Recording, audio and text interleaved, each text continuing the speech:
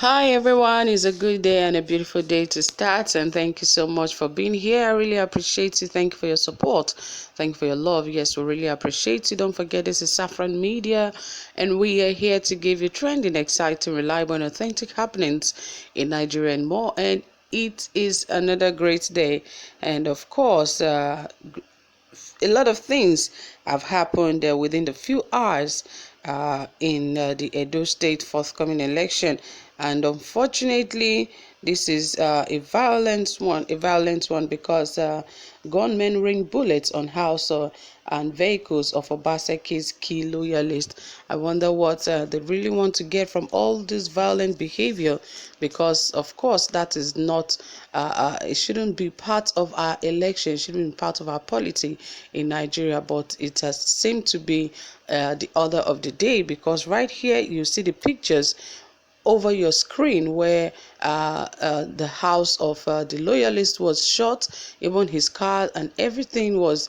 shot, but thank God no one lost their lives. And it is so unfortunate when they begin to attack each other with such dangerous weapons with the intention to kill, which is really, really bad. And of course, we don't believe that this should be what is expected of any of the candidates of either the People's Democratic Party or the PDP. But yes, we'll give you details of what really happened and why these people had to do this. And of course, we all know it is because of the election, but of course, what their intentions were they caught or not, we get to find out. But before then, guys, if you haven't subscribed, please ensure you hit the subscribe button and also give this video a thumbs up, and don't forget to turn on your notification bell because you get notified anytime we drop a new video. Okay, let us dive right into the details of this report. A key loyalist of Governor Godwin Obaseki of Edo State and chairman of the People's Democratic Party for Owa East Council, Edo State, Andrew Osigwe, has escaped death as gunmen stormed his residence. The incident occurred on Tuesday as the state and PDP stepped up preparation for the September 19, 2020 governorship elections. It was gathered that the gunmen, in the process of targeting Osigwe, shot at the house and the vehicles in his premises. After shooting for some minutes, members of the local security group in the area launched a counter-attack before policemen joined them. The gunmen, alleged to be thugs of the All Progressive Congress, later fled. Policemen are said to have launched a manhunt for the gunmen. The policeman simply said, "We are going after them, don't worry, they will all be arrested." Osigwe thanked God for protecting him and the member of his families, vowing to continue mobilizing for Godwin's Obaseki's re-election.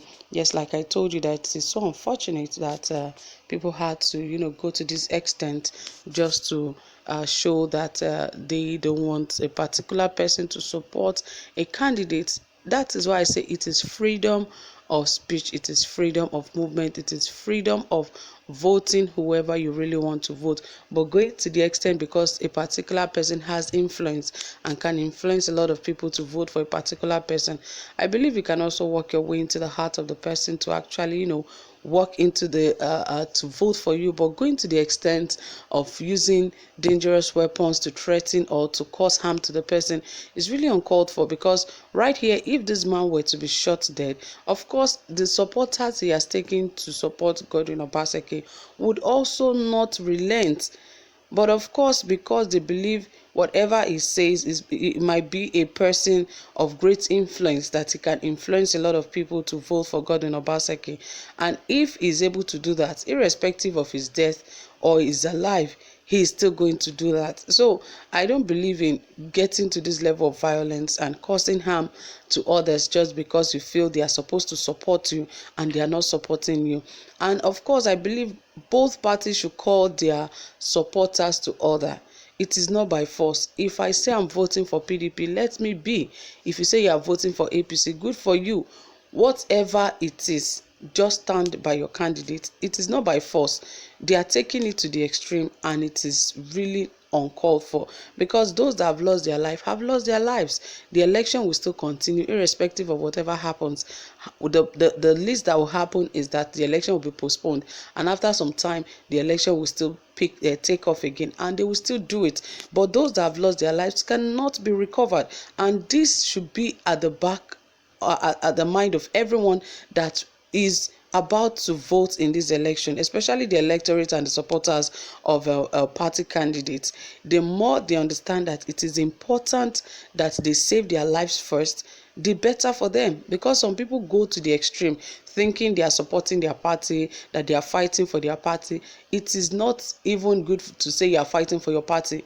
You have not even finished fighting for your rights in Nigeria, because every day Nigerians are being oppressed. You cannot even fight for your rights. You are fighting for a candidate to win an election, and at the end of the day, the candidates will even forget you fought for him to win the election. I remembered Eze Iyamu saying that he was part of the people that fought for Shomole to get into power, and he said while back then that he was part of the people in the campaign, but he had issues. But somehow they got separated and all of that, and that was what even led to all those many talks that Oshomole talked in 2016 against him. And you can imagine that after then, you can still see the result of what Oshomole said affecting Eze Iyamu's campaign.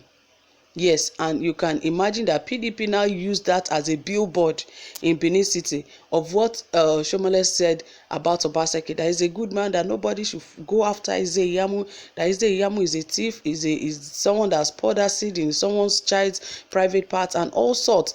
And that has actually affected Eze Iyamu's campaign, whether he likes it or not. So going to the extreme and trying to defame anybody or trying to destroy your own life in the course of an election, you are going to lose.